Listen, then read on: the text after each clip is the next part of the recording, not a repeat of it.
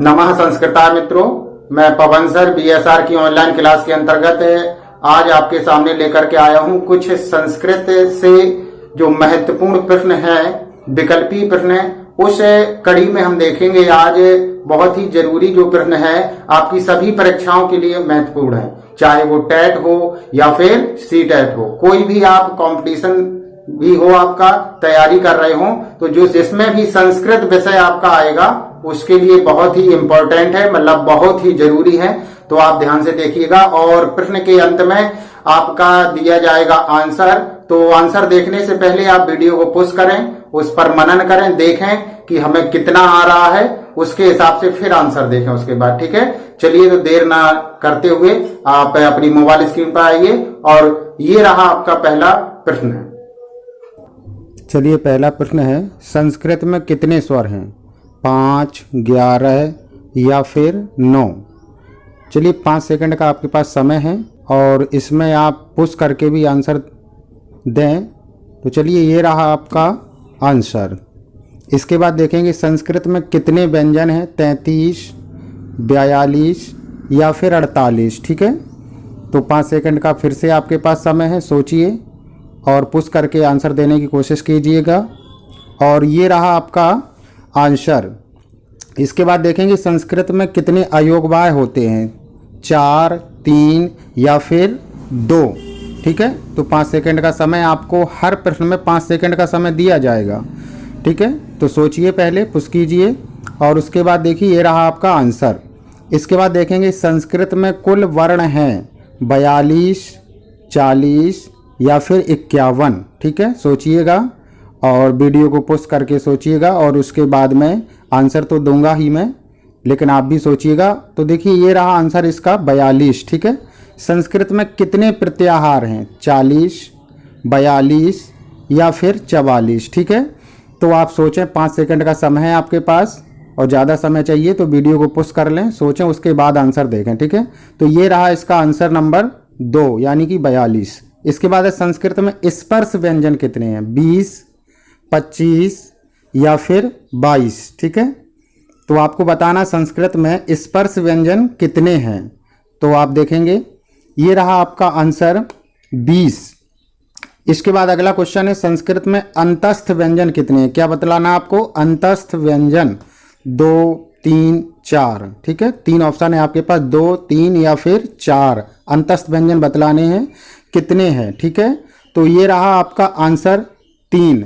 इसके बाद संस्कृत में ऊष्म व्यंजन हैं 2, 3 या फिर 4? तो आपके पास समय है 5 सेकंड का, तो आप देखें संस्कृत में ऊष्म व्यंजन कितने हैं आपको बतलाना है। तो ऊष्म व्यंजन जो आपके होते हैं। तो इसके बाद अगला क्वेश्चन है संस्कृत में महेश्वर सूत्र कितने हैं? 12, 4 या फिर 14? महेश्वर सूत्रों की संख्या आपको बतलानी है कि महेश्वर सूत्र कितने हैं संस्कृत में, 12 होते या 4 होते या फिर 14 होते हैं। ठीक है, आंसर आपने देख लिया होगा। इसके बाद अगला क्वेश्चन है कितने सूत्रों में स्वर गिने गए? केवल आपको ऐसे सूत्र बतलाने हैं जिनमें स्वर गिने गए, 10 सूत्रों में, 4 में या फिर 13 में। ठीक है, यानी जिनमें स्वर गिने गए, केवल स्वरों की गणना की गई है, तो शुरुआत के 4 सूत्रों में। तो ऑप्शन नंबर इसका 2 राइट है। ठीक है, कितने सूत्रों में व्यंजन गिने गए? 10 में या 4 में या फिर 13 में? तो लास्ट के जो 10 सूत्र बचते हैं उसमें आपका क्या है? व्यंजन गिने गए हैं। ठीक है, तो आप आंसर भी देख लें, इसका ऑप्शन नंबर 1 सही यानी कि 10। इसके बाद सूत्रों में इत संज्ञक वर्ण कितने हैं?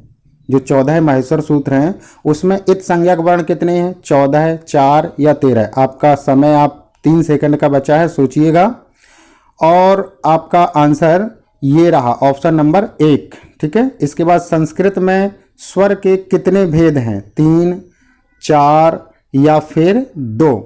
आपको बतलाना संस्कृत में स्वर के कितने भेद हैं, 3, 4 या फिर 2? तो आपके पास ऑप्शन नंबर कौन सा सही हो रहा? Option number 1। व्यंजनों के कुल कितने भेद हैं? आपको अभी बतलाना है व्यंजनों के कुल कितने भेद हैं, 3, 4 या फिर 2? 3 ऑप्शन है आपके पास, सही टिक कीजिएगा और लास्ट में स्कोर जरूर कमेंट करके बताइएगा कि कितने आपके सही हुए। तो ऑप्शन इसका सही हो रहा है 2। इसके बाद अभिज्ञान शाकुंतलम में अंक हैं, यानी आपको बतलाना है जो अभिज्ञान शाकुंतलम है उसमें कितने अंक है, 10, 8 या फिर 7।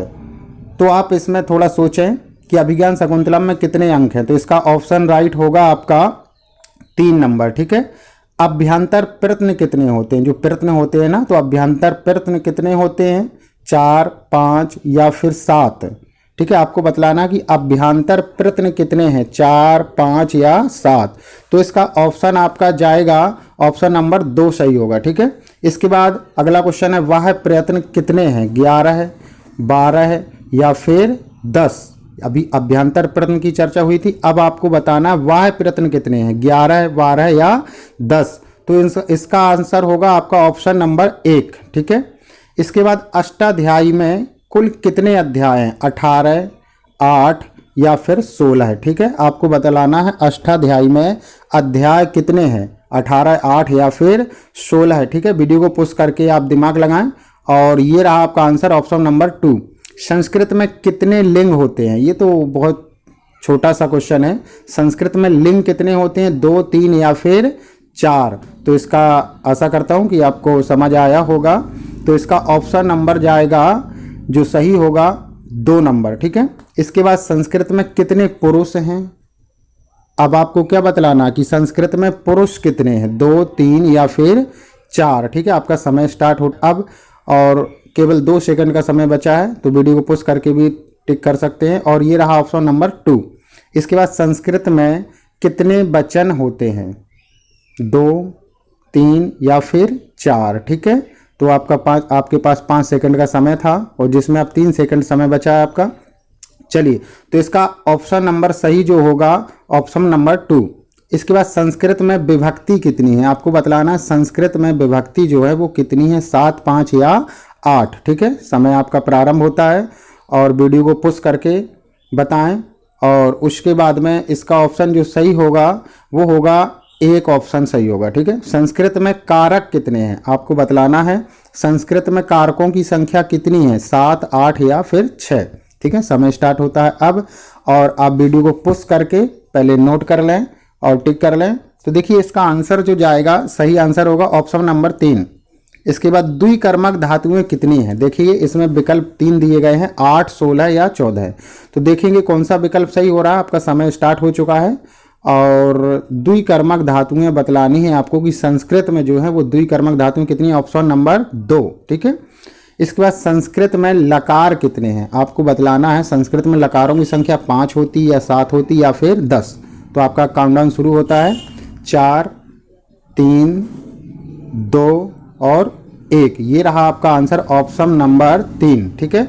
अगला क्वेश्चन है संधि के कितने भेद हैं, 5, 7 या फिर 3, ठीक है। तो संधि के भेद बतलाना है कितने होते, 5 होते कि 7 होते कि 3 होते। सोचिए और वीडियो को पुश करके आप आंसर जरूर दीजिएगा।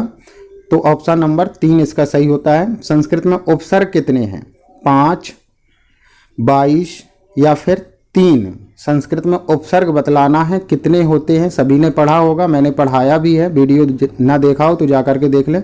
तो इसका जो आपका विकल्प सही होगा वो होगा 2 नंबर का, ठीक है।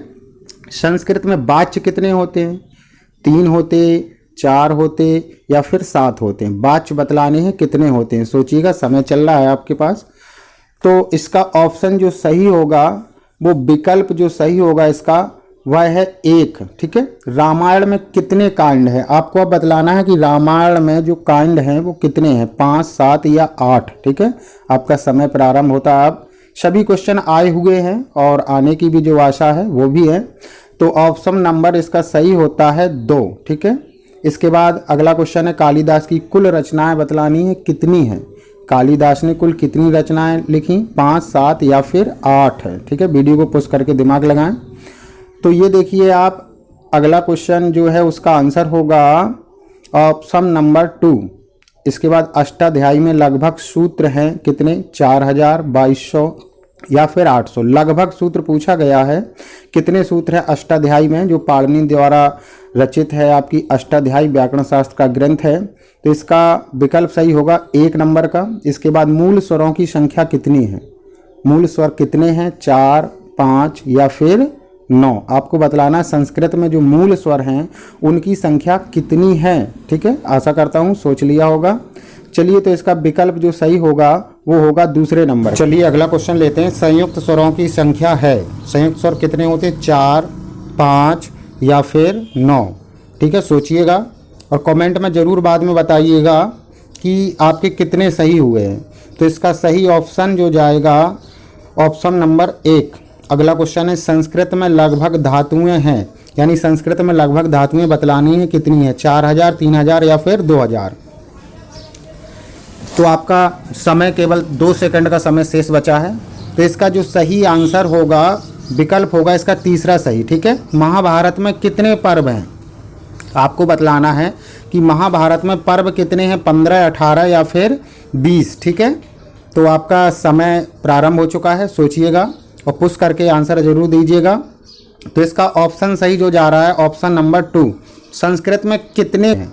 आपको बतलाना है कि संस्कृत में गण कितने होते हैं, 7, 8 या फिर 10। ठीक है, तो इसका जो सही आंसर जाएगा कि संस्कृत में गण कितने हैं, विकल्प इसका जो सही होगा तीसरा। ठीक है, संस्कृत में उच्चारण स्थान हैं।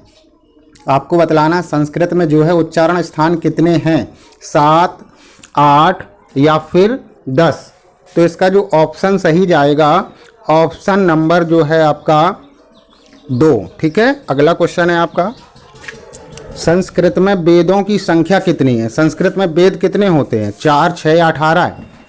तो आपका समय प्रारंभ हो चुका है और पुश करके आंसर देने की कोशिश कीजिएगा। ठीक है, और देखिए इसका जो आंसर सही होगा वो होगा विकल्प 1 सही होगा। ठीक है, संस्कृत में वेदांग कितने हैं? संस्कृत में वेदों की संख्या बतलानी है कितनी है, 4 होती, 6 होती या फिर 18 होती। ठीक है, वेदों की संख्या अभी बतलाई थी, अब बतलाना वेदांग।